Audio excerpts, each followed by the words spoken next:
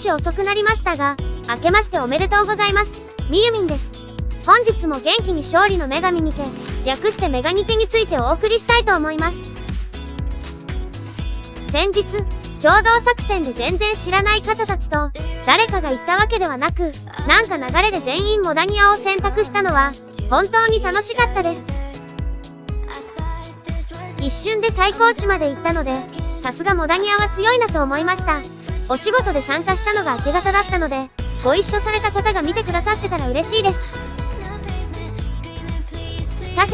新年1本目の動画ということで、どういった内容で今回お送りしようかと、お正月の間に考えていたのですが、正直なところ攻略系は素晴らしい配信者様がたくさんいらっしゃいますので、私は他に皆さんに喜んでいただけそうな検証や、ストーリー考察といったところを中心に今年はやっていきたいなと思います。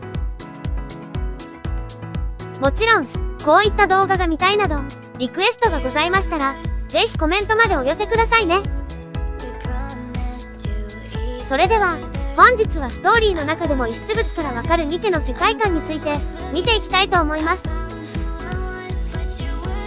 なおこの動画には、ゲーム内のチャプター18までの遺失物に基づく一部ネタバレを含みますので、ご注意ください。まずは、気候変動報告書の1つ目と2つ目です。こちらはある環境運動家が記したものとのことですが、ラプチャーのことが記載されておらず、気候変動について書かれているので、ラプチャー進行前のことだと考えられます。この報告書によると、30年間の間に気温が急激に上昇し、氷が溶けて、南方に住む人たちは水害に遭っているということがわかります。また、報告書を書いている人物も氷河があるような地域に赴任し、南方ではなく、おそらく北の方にいることがわかりますね。ちなみに、ゲーム内の地上やアークがどこなのかというお話なのですが、だいぶ調べてみましたがゲーム攻略サイトのプレスなどでは、地球という言葉が出てくるのですが、公式では見つけることができませんでした。ただ、こちら公式のティーザー PV からの引用ですが、左には日本はじめアジア、右にアメリカ大陸、中央にはヨーロッパの地形を見ることができますので、未来の地球という設定で問題ないのではないでしょうか。気候変動報告書に戻って、3つ目の報告書で6月には宇宙人のニュースが流れていて、すでにラプチャー進行が起きていることがわかります。9月には世界の半分がラプチャーに占領され、そこでラプチャーたちは群れで暮らし、12月には雪と氷が地面を覆い、環境が戻りつつあることがわかります。気候変動報告書だけを時系列に簡単にまとめるとこんな感じでしょうか。気候変動による気温上昇に伴い、地上は海に沈み始めた頃、突如ラプチャーが現れ、数ヶ月の間に世界の半分を占領し、人間のいなくなった地上は、本来の気候に戻り始めたといった流れになるかと思います。ただし、具体的な年代が書かれていないのでこれが、必ずしも1年のうちに起きたことかはわかりませんのでご注意ください。というのも、バツバツ年と書かれた時系列のわかる遺失物がいくつかあるのですが、例えばこのとある男の手記なんかを見てみると、2月にはすでにラプチャーという言葉で認識しています。気候変動報告書によると、ラプチャーが宇宙人としてニュースになり始めているのが6月頃なので、翌年以降でなければ辻褄が合いません。ただ設定を間違えただけなのかもしれませんが、同じバツバツ年と書かれていても、年代が異なると考えるのが自然かもしれませんね。他に、ラプチャーの進行具合と、うまく時系列がはまる遺失物がないのかなと、探してみたところありました。それは指揮官の募集広告で、ラプチャー進行から少し経過した7月に、まず1期の募集広告が打たれていて、申し込み資格は若い健康な男性と、まだ募集内容にも少し余裕があります。これが9月の2期募集になると、1期募集より募集資格の年齢の幅が広げられ、健康という文字もなくなります。ラプチャーの前に倒れる指揮官、また戦意や希望を持つ人が減ってしまったのかもしれませんね。さらに12月の3期募集にもなると、見境がなくなります。募集資格は男性という条件だけで、銃は使えなくてもいい、戦わなくてもニケが戦うので、指揮官になってくださいというひどい内容です。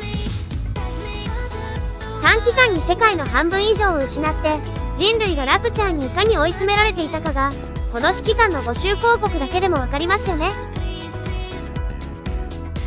この募集広告から、ラプチャーの脅威以外にもう一つわかることがあります。それはわかりにくいのですが、制服を着た男性とニケたちが描かれたポスターと書いてあり、一期の指揮官募集時点ではすでにニケが存在していたことがわかります。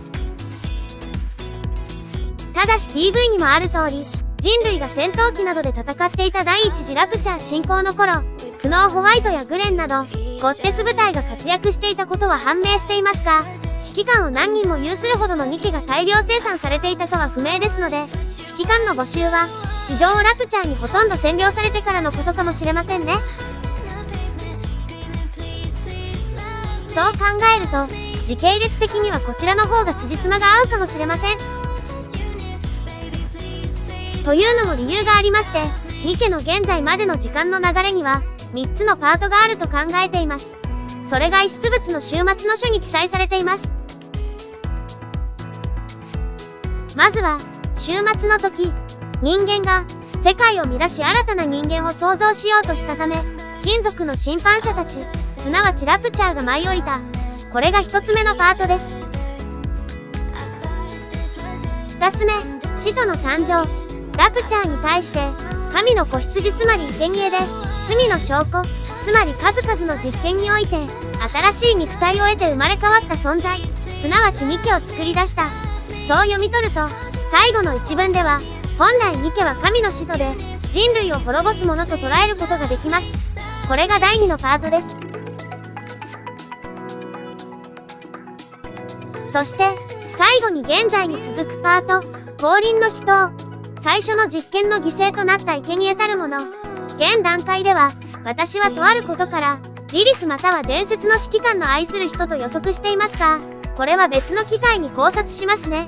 人間の血、直接的な血なのか、排除を意味する比喩なのかわかりませんが、これにより再び彼女が神として降臨するラスボスの匂いがしますね。こんなこと言うと怒られてしまうかもしれませんが、リリスといい、旧約聖書がモチーフとなった日本のとあるアニメを思い出されませんでしたでしょうか。神秘的なお話は本当に面白いですよね。ということで、遺失物にはこういったストーリーの伏線や背景がたくさん込められているようです。個人的には面白いなと思ったので、これからどんどん考察していければと思います。本日はここまでにしたいと思います。この動画面白いと思っていただけたら、チャンネルのご登録、高評価よろしくお願いします。ご視聴ありがとうございました。またね。